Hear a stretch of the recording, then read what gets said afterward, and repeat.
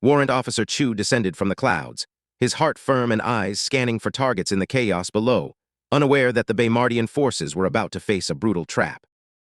Disaster struck as enemy archers unleashed explosive arrows, forcing a mid-air maneuver that sent the soldier plunging into the treacherous harbor waters below.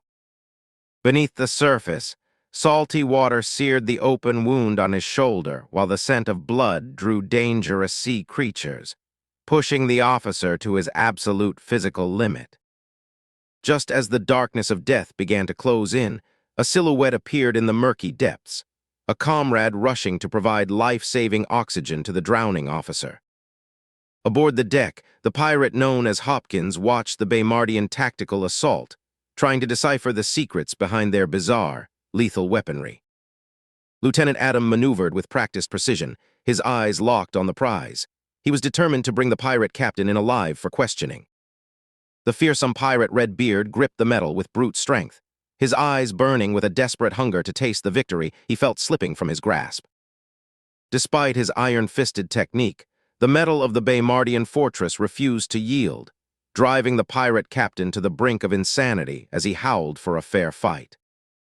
With a mountain of luck, Redbeard navigated the field of fire, his greed for the Baymardian technology far outweighing his fear of death as he crawled toward the guard posts.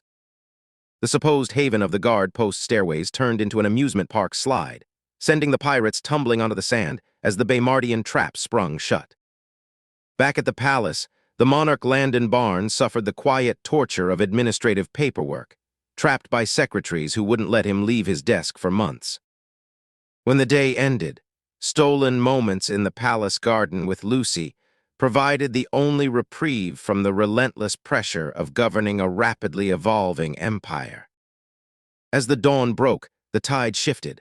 Hundreds of Baymardian ships arrived, surrounding the coastline and effectively trapping the remnants of the pirate army. Before he could launch his final attack, a series of invisible darts found their mark, plunging the mighty Red Devil into a sudden, deep, and dreamless slumber.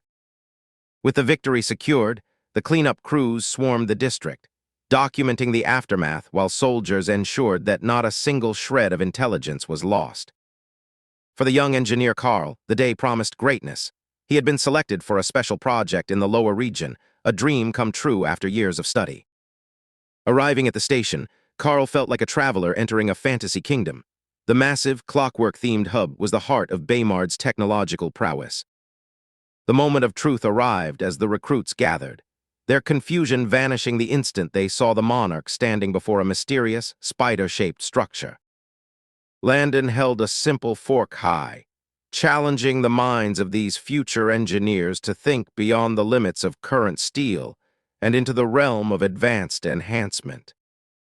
The industry was a symphony of precision, designed to forge the high-tier mechanical spiders capable of anti-gravitational flight, the cornerstone of Project Takeoff. Just as the project kicked off, a sudden system warning flashed in Landon's mind. An assassination attempt was imminent, and a new life depended on his speed. With seconds left on the clock, Landon ducked into the shadows, his form dissolving into thin air as he prepared to intervene in a battle halfway across the ocean.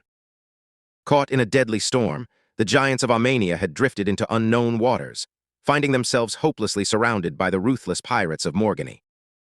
Prince Artemis, a man of incredible height and strength, fought with everything he had, but his blade was knocked overboard, leaving him vulnerable to the pirate captain.